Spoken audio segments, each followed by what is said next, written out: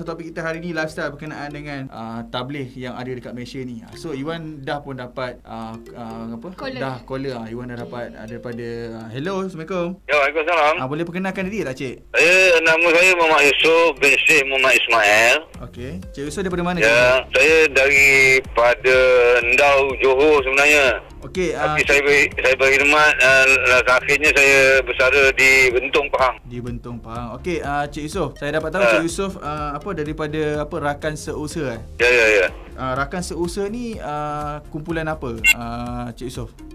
Ya. Dia kumpulan jenis apa? Rakan seusaha ni makna dia? Makna dia. Maknanya yang buat kerja agama lah, yang sama-sama buat kerja agama lah. Okey, Cik Yusof, kenapa pilih tugas tabligh ni?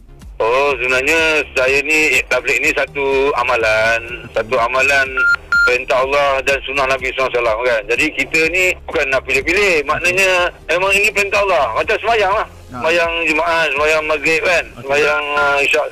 Maknanya kita kena buat. Itu je. Cik Yusof buat benda macam ni bergaji ke ataupun tak? Tidak. Tak ada gaji. Kita kena korban harta dua masa sendiri lah. So dah berapa lama Cik Yusof berkhidmat dengan rakan seusaha ni untuk menyampaikan dakwah? Lebih kurang daripada tahun 80 lah sampai hari ni.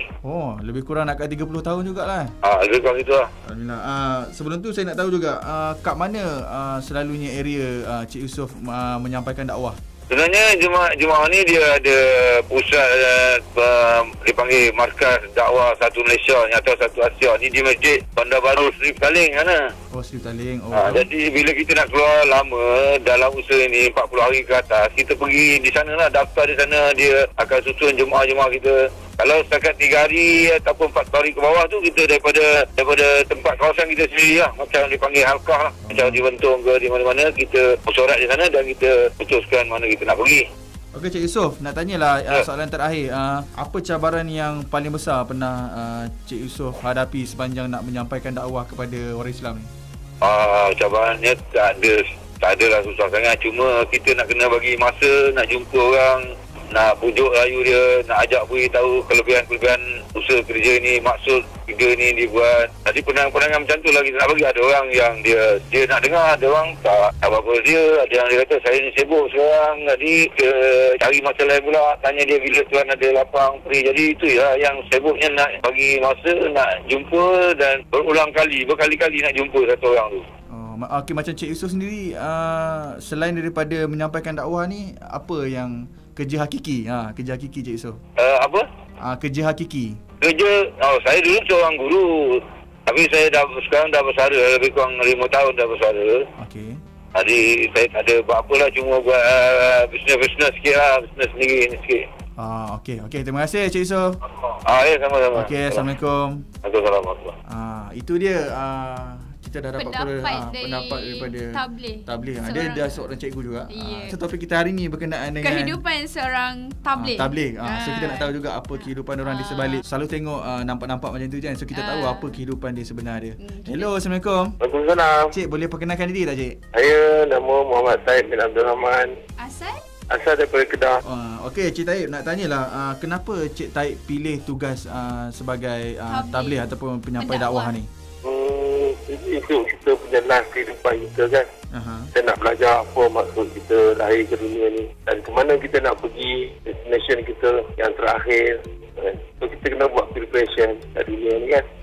So kita punya tujuan maksud. So dah berapa lama Cik Taib berkecimpung dalam dunia tabligh ni? Saya berkecimpung ni lebih kurang dalam 12-13 tahun. Lama juga tu. Tapi benda-benda macam ni bergaji ke Cik Taib? Ya. Benda-benda yang macam buat tabligh ni bergaji ke?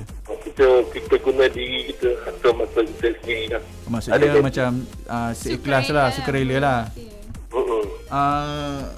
Tadi dia tanya berapa lama. Tapi kita orang tahu juga kat mana biasanya tempat berdakwah tu. Selalunya kita berpusat di kita markas-markas masjid Bandar Baru Seri Petaling. Ke macam Cik Taib fokuskan dekat Kedah je ke macam mana? Kita semua alamat seluruh dunia. Kita pulang pada kita punya kemampuan lah kan. apabila dibentangkan satu negara kita nak hantar jemaah, jadi dia akan bentangkan kepada semua majmuah. Okey, Cik Taib, saya nak tahu jugalah, Cik Taib kerja hakiki apa, sebagai apa? Saya kerja sebagai ni Jasmine dekat Pejabat Menteri. Apa cabaran yang paling besar pernah Cik Taib hadapi sepanjang menyampaikan dakwah ni? Cabaran paling besar. Kita nak imbangkanlah masa antara keluarga kita, antara kita berusaha dakwah ni kan. Masa ni berat kan. Yang kerja kita, masa kita nak apply cuti, cabaran tak bersalah. Maknanya kita ada berniat untuk nak buat kan. Tapi masa kita terhad dengan kerja kita. Banyak kena korbankan masa dan family lah. Masa terhad. Okey, terima kasih. Kita kewangan ni lah, kita kena bajet kewangan kita. Betul juga, sebab nak travel tu, contoh daripada Kedah nak ke KL dah guna berapa jam dah masa kan. Lepas tu duit lagi kan. Kita keluarga kita pun kita nak tengok juga kan. Betul juga. Keluarga yang kita tinggalkan. Okey Cik Taib, terima kasih Cik Taib. Harian kita dan dia untuk transportation. Okey Cik Taib, terima kasih. Ya, sama. Okey, Assalamualaikum. Assalamualaikum. Itu dia pendapat seorang tabligh dari Kedah. Bukannya dekat, daripada Kedah kita dapat. Tadi daripada Pahang.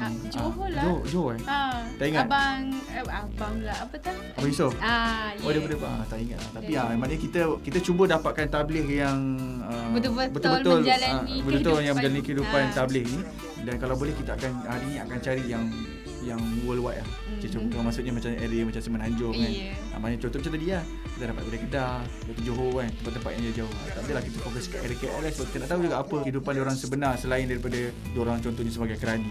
Pagi diorang kerani, mungkin petang diorang buat tabligh, kita tahu kan.